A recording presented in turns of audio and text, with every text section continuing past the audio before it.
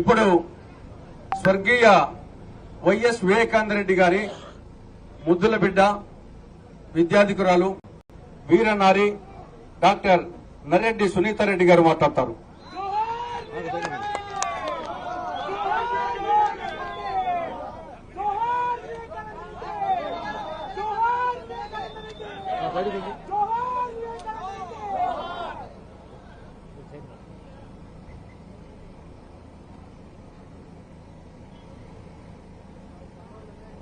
YS Sharmila అంటే మనకు గుర్తొచ్చేది ఎవరు?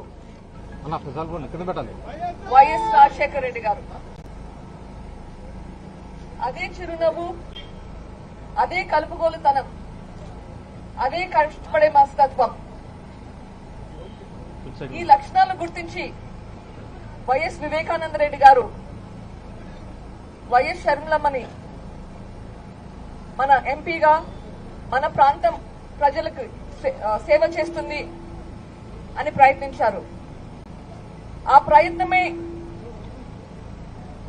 ఆయన మరణానికి కారణమైతాది అని ఊహించండు కూడా. ఈరోజు మన ముందు వైఎస్ షర్మిలమ్మ గారు ఉన్నారు.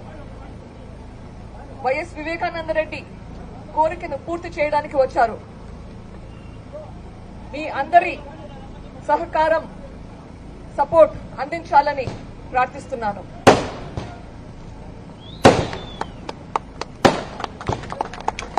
ఇప్పుడు మీ రాజశేఖర రెడ్డి బిడ్డ శిరస్సు వంచి చేతులు జోడించి మనస్ఫూర్తిగా నమస్కరించుకుంటోంది. ఈరోజు కడప రాజకీయాలు చూస్తున్నారు.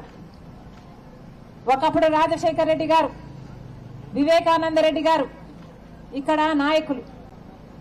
రాజశేఖర రెడ్డి గారు, వివేకానంద రెడ్డి గారు నాయకులుగా ఉన్న రోజుల్లో ప్రజలను ఎంత దగ్గరగా వాళ్ళు ఉన్నారో, ప్రజల కష్టాలు వాళ్ళు ఎలా పాలు పంచుకున్నారో, వాళ్లకు సమస్యలు వస్తే ఎలా తీర్చారో, ఎంతమందికి ఎన్ని పంచాయతీలు చేశారో, ఎంతమందికి ఎంత సహాయపడ్డారో, అసలు నీళ్లు రాకపోయినా, ఇంకొక పంట నష్టపోయినా, ఏ కష్టం వచ్చినా మేమున్నాము అన్నట్టు ఎలా నిలబడ్డారో మీ అందరూ చూశారు.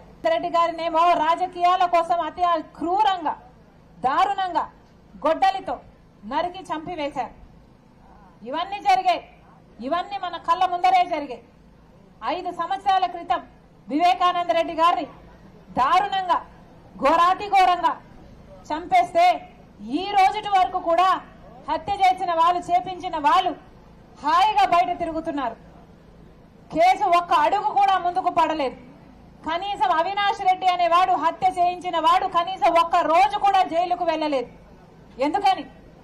ఎందుకంటే జగన్మోహన్ రెడ్డి గారు అధికారాన్ని వాడుకొని ఈ హంతకులను కాపాడుతున్నాడు కాబట్టి. ఆధారాలున్నాయి, సాక్ష్యాలున్నాయి, వాంగ్మూలాలున్నాయి. గూగుల్ మ్యాప్స్ చెప్తుంది హత్య చేసిన వాళ్ళకి అవినాష్ రెడ్డి వాళ్ళ ఇంటి దగ్గరే సంబంధం కనిపిస్తుంది. ఫోన్ కాల్స్ రికార్డ్స్ చెప్తున్నాయి వాళ్ళు మాట్లాడుకున్నారు అన్న సాక్ష్యాలున్నాయి. ఆఖరికి సిబిఐ కూడా అదే విషయం చెప్తుంది. ఎంతమంది వాగ్మూలాలు ఇచ్చారు. అయినా కూడా ఈ రోజుటి వరకు కూడా కేసు ఒక్క అడుగు కూడా ముందుకు కదలలేదు. 5 సంవత్సరాలు అయిపోయింది. వివేకానంద రెడ్డి గారిని గొడ్డలితో నరికి ఘోరంగా హత్య చేసి జగనన్న గారిని ముఖ్యమంత్రిని చేశారు. మీ అందరూ చేశారు. రాష్ట్ర ప్రజలు అందరూ నమ్మి ఓట్లేశారు. మరి జగనన్న గారు ఏం చేస్తున్నారు? అధికారాన్ని దేనికి వాడుకుంటున్నారు? జగనన్న గారు ముఖ్యమంత్రి కాకముందు ప్రత్యేక హోదా తీసుకొస్తానని మాటిచ్చారు. మూకుమ్మడిగా అవసరమైతే రాజీనామాలు చేపిస్తాను ఎంపీలతో అని చెప్పారు. ఈ రోజు జగనన్న వైసీపీ పార్టీకి 22 మంది ఎంపీలున్నారు, 9 మంది రాజ్యసభ ఎంపీలున్నారు, అంటే 31 మంది ఎంపీలున్నారు. మరి ఎందుకు రాజీనామాలు చేయలేదు? ఈ 31 మంది ఒక్క రోజైనా పార్లమెంట్ మాట్లాడారా ప్రత్యేక హోదా రావాలి అని? మన రాష్ట్రానికి ప్రత్యేక హోదా వచ్చినుంటే ఈ పాటికి ఎన్ని పరిశ్రమలు వచ్చిండు, మన బిడ్డలకు ఉద్యోగాలు వచ్చిండు.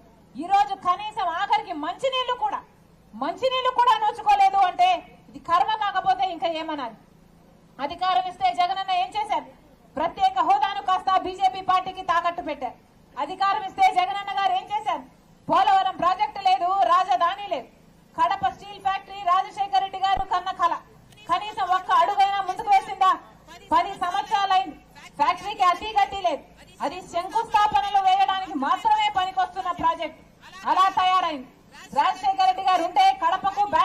రైల్వే లైన్ ఈ పాటికి ఎప్పుడో అయిపోయాయి. పోనీ అదైనా అయిందా అంటే అది కాలేదు. అవినాష్ రెడ్డి ఇక్కడ ఎంపీగా ఉన్నాడు 5 సంవత్సరాలుగా. మరి ఏం చేసినట్టు? ఒక్కసారైనా కడప స్టీల్ ఫ్యాక్టరీ కోసం కొట్లాడా అవినాష్ రెడ్డి గారు? ఒక్కసారైనా ఇక్కడ రైల్వే లైన్ రావాలి అని కొట్లాడా అవినాష్ రెడ్డి గారు? కనీసం మీకు మంచినీళ్లు లేకపోతే మంచినీళ్ళైనా వస్తున్నాయా లేదా అని ఒక్కసారైనా వచ్చి మిమ్మల్ని గమనించాడా? మరి ఇలాంటి వాళ్ళగా ఓట్లేయాలి. హంతకులు నిలబెట్టింది ఈ రోజు వైసీపీ పార్టీ. జగన్మోహన్ రెడ్డి గారు అన్ని సాక్ష్యాలు అవినాష్ దిక్కు వేలు చూపిస్తున్నా ఎంత అహంకారం కాకపోతే మళ్ళీ ఒక హంతకునికే టికెట్ ఇస్తాడు జగన్మోహన్ రెడ్డి గారు. ఏమనాలా దీన్ని? వివేకానంద రెడ్డి రాజశేఖర రెడ్డి గారి తమ్ముడు కాదా?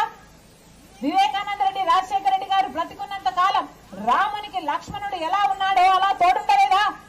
వివేకానంద రెడ్డి ఈ ప్రజలకు సేవ చేయలేదా?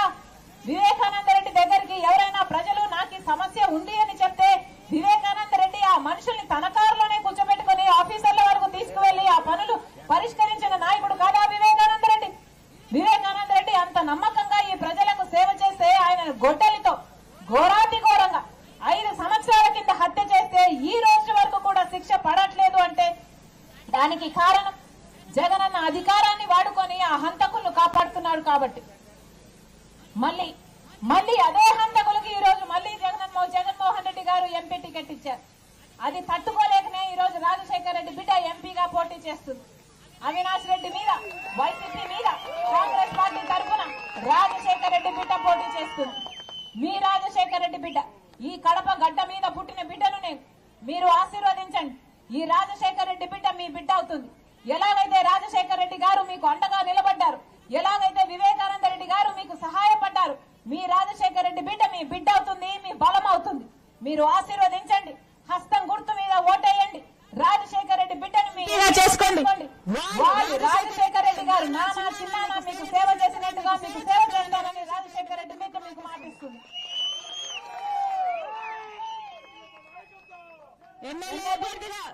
ఎమ్మెల్యే అభ్యర్థిగా కాంగ్రెస్ పార్టీ తరఫున మన జ్యోతమ్మ నిలబడుతుంది. మీరు ఆశీర్వదించండి.